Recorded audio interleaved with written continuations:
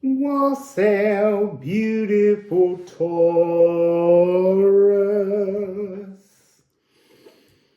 So, Taurus, you've come out with Make Make. Make Make is currently 10 degrees Libra. But what's interesting there, you have Venus as your ruler. Libra has Venus as its ruler, but Make Make connects with the lower heart, environmental wisdom.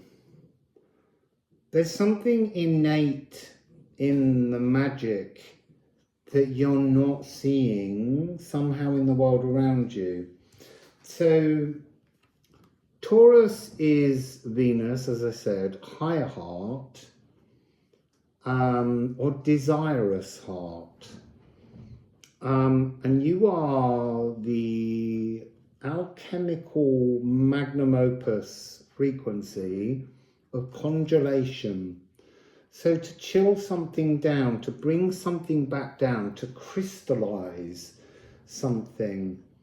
I'm finding it very interesting that there's this sense with Make Make here of an opportunity to amass density, which is you are to amass density between in the space between the hearts, to crystallize your lower and higher heart. There's something here of bringing that together, almost, you know, gelato is frozen, that energy of cold, but you're almost trying to make some kind of delicious ice cream of your heart.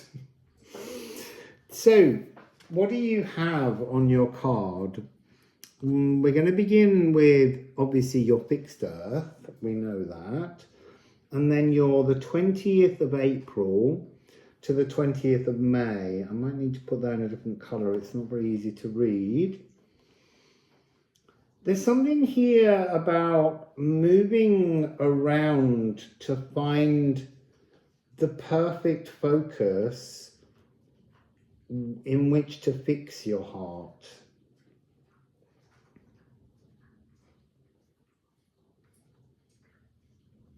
So I'm just looking at the two symbols. This one's got these two eyes that are almost like two flavors, almost drawing in and crystallizing the energy that took place in Aries, the calcination being transformed by the congelation. So you're, as I said, you're the 20th of April to the 20th of May in tropical. On the back of this card, it teaches you the sidereal, which is the 15th of May to the 15th of June, and then the International Astronomical Union, which is the dates that the sun is actually in the constellation for real, is the 15th of May to the 22nd of June. Sorry. So you are the full symphony orchestra. You have so much sound and colour available within your palette to paint your world. I'm just looking within this card and I'm looking at the kind of the drying effect of this congelation frequency. It's almost like having like a radar from your hand or from your eye, and where you look, or like a torch. When you shine the torch, this energy, this congelation frequency that you have available to you, only does that where your vision is. Other than that, everything remains fluid. So there's something about what you spy with your eye congeals into what you know is your flow. So musical romanticism, because you are moved by romance. You know, you have Venus there, the desires of the heart, but you also have this idea of crystallizing growth. there's a sense that if the growth has no ability to crystallize into a clarity of emotions, you don't want to know. You have to move away from it. And then you have this energy of practical applications. You need real world experiences. You're not interested really in the kind of, you see, I wanted to say the esoteric, but that's not true. But the esoteric that has no practical application in the real world. If I was saying to you, you have this ability to spy into other dimensions, but you won't be able to remember any of that information or bring it, materialize it into your world, it's not going to interest you. There's no point. Everything that you're working towards is about fixing things into the earth to grow things in the physical realm. So let's have a look at the polarities that you have. Then I love this. So you are about amassing density. You're about drawing things in, creating more and more materialized things, growing things in the real world. And that's not just plants, you know, relationships, the mind, thoughts, philosophies. You just love to amass density on things. And in your polarities, it's I am weighted or I am light. And so as you amass density, you become lighter. You lighten your load because you're considering everything from a practical application of philosophical ideas and how they are relevant to the world in which you live. It's an amazing gift. So in the weighted energy, these are all those things that people love to throw out there. So the energy of when you're weighted, there is a laziness because you feel heavy, you feel despondent, you don't really want to engage in the day. And then you have self-indulgent. It's an important energy, but it can be a heavy energy if it's the only frequency that we're working with. The gormandizing gluttony, the need to consume so many different things. And I don't just mean food. I mean this desire to feast on anything to work out what's of value, what is a practical application. And then this is a pokey energy. You can be so rigid to the point of bullying, where regardless if it doesn't fit your practical application, it has no space and you will not allow it to exist in your world or someone else's. So when you're in the light amassing density stage, you are loving, totally and utterly loving, kindness itself. That's a beautiful sensual energy that you have.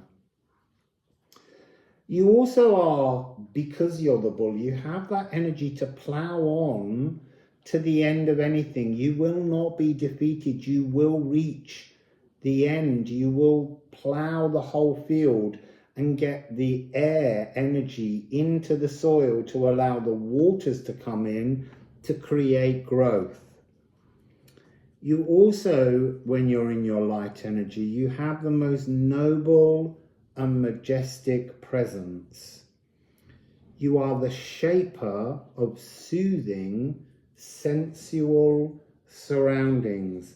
And that's very much your Venus frequency working through you.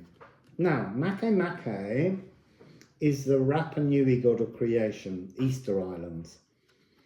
Now, they used to have a competition, and all of their warriors would dive off the cliffs into the sea, swim across to the smaller island where all the birds nested. They had to get an egg, swim back, climb the cliff and present it unbroken. And the first one to do that was the Well-Tempered Warrior. And that's part of the energy of this card. But they also got to be the channel for new wisdom for the community. And so there's something here about balancing the wisdom in both your hearts. The Saturn lower heart, the Make lower heart, and the Venus energy, bringing balance to this. So this is environmental wisdom, understanding what grows in your world, but also making a connection to the natural world. So there's a really strong energy of you working with both parts of your heart, but they feel at the moment independent. They're not united. You're using one heart to cool things down, to crystallize things, and you're using your other heart to kind of receive downloads, receive information, but you're not putting the two together. They're two separate practical applications, and somehow you need to rewrite them as a single application of one heart that has this energy, this aquamarine, green, this kind of pink of the higher heart. And when they combine, they make this energy here. So this is the cutting clicks of the claves. The claves are wooden sticks that we knock together to make wonderful sounds. There's something of the woodpecker energy, but that's a duller sound. It's not as sharp as a clave. A clave's got a really sharp frequency to it. And this is the energy of cosmic egg hunting, ancestor tributes. I want to say that this is somehow the lineage of the positive stories within ancestors that we often neglect. So this is bringing that energy forward. Kindred spirit messenger. So there's something here about, as you congelate, as you freeze something down, you're beginning to understand a kind of kindredhood is about bringing things together, working as a channel for your tribe, I guess, and standing victorious. The need to pat yourself on the back. So Make has connections with Taurus and Sagittarius. So you might want to have a little look at the Sagittarius reading that's before this, because it's interesting that they followed each other and this Make energy came out. Almost to pair them up, as if there's something about working on those two frequencies. Serration and congelation, or congelation and serration. So Make's polarities are I am tempered or I am wild. You see, that does fit in with the Sagittarius. So in the wild energies, competitive, because that's this cosmic egg hunting competition. There's also an energy when you're in the wild part of this, when you're not tempered, where as a Taurus, it's almost like you'd rather be indoors than outdoors. And yet you're so outdoorsy. Outdoorsy, that's such a strange word. So fearing nature's forces. Maybe it's the power of wind, the power of a raining deluge. It's like, look, I've done my work, I've ploughed the fields, and now I'm going to go inside and stay warm and stay comfortable while all that wild weather's out there. They seem they're saying because you want to be the wild one. That's interesting. So when you're in this wild energy, it's almost like you want to be outside of society. you have this idea of having no faith in humankind, and yet the truth of this congelation and this make energy is to be a grower of communities, a grower of tribes, the planter of seeds of future communities. Ooh, disrespecting the ancestors and your origins. Self-indulgency. They're two polarities that are very easy to fall into.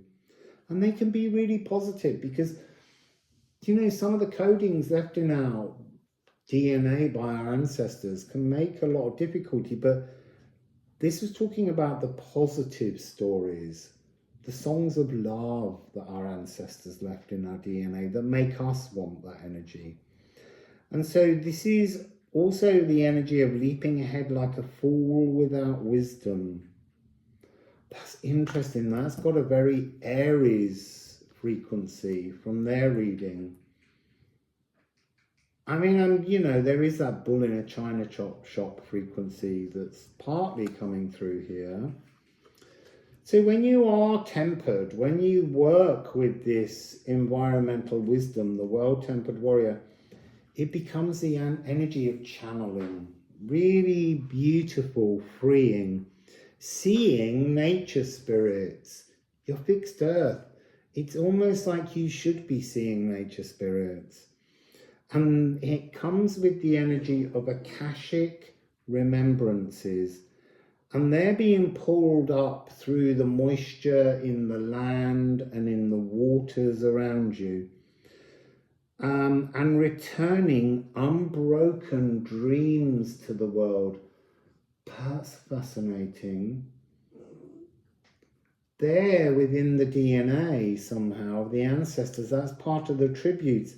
They're lost stories that were lost to the frequency of the more traumatic stories that were taking place. So let's get a couple of runes, ceramic.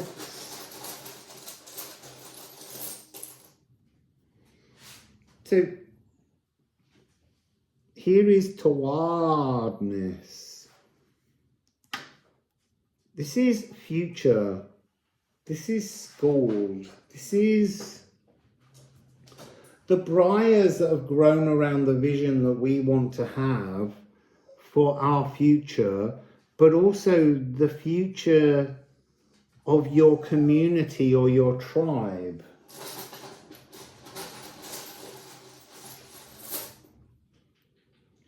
And then we have Mona, the moon, to recognize. It really is to recognize the songs of freedom in our ancestral lineage. That's really what you're being asked to sing here. These wonderful tributes to our ancestors. I've got a little Leica down here, and she just keeps crying in the last two readings. She wants to sit on my lap, but she can't do it because I won't be able to shuffle cards. So apologies. And if I make eye contact with her, she'll start yapping at me. She's being demanding. I'll get there in a minute. She's thrusting herself at my legs. So we'd like a Liffruma card, please, for Taurus.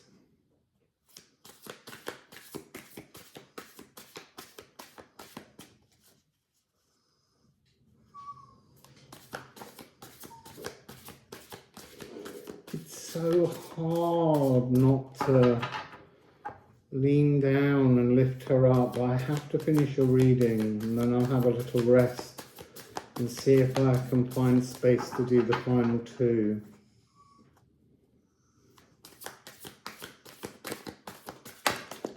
There we go. So interesting, we have Leche and sigil or seal, life force.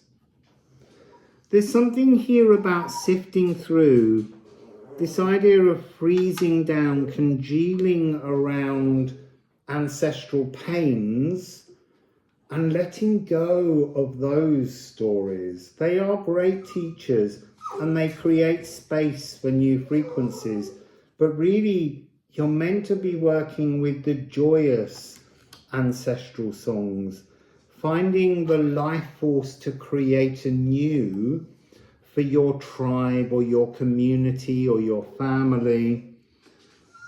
Stepping with the sun, but there's something about this sun that feels ancestral, like a gift of light that has been handed from one generation to the next, but it's been handed almost masked by the stories of pain that communities tell each other, and you're trying to find this to gift forwards.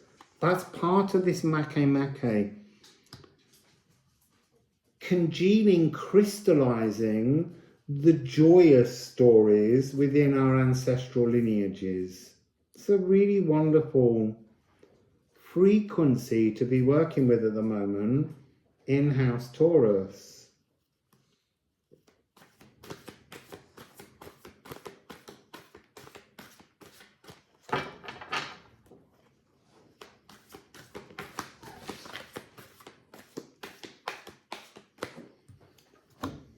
Oh,